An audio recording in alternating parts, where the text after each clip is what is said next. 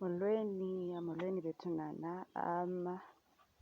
This is ikhala. Andiqondi ukhona umntu ongayaziyo ikhala, qha ke ndenzela nabo bangalaziyo and ndiza niqala nomsebenzi walo. Likhala eli as uba niyabona. Umsebenzi wekhala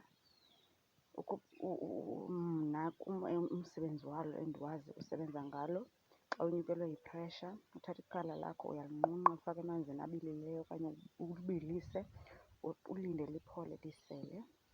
Ebantwini abanengxaki ne-pressure, ebantwini abanengxaki, kukhona abantu abasoloko benengxaki yalaa nto banaro, ufike uzive ungekho rayithi ingathi usoloko unenyongo each and every day. Thatha ikhala lakho uyalinqunqa ulifaka emanzini abilileyo uliyeke litsale.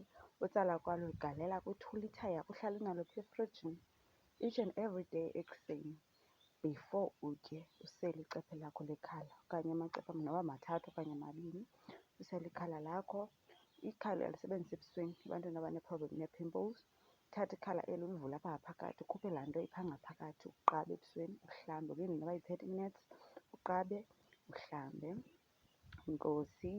Don't forget to like and subscribe.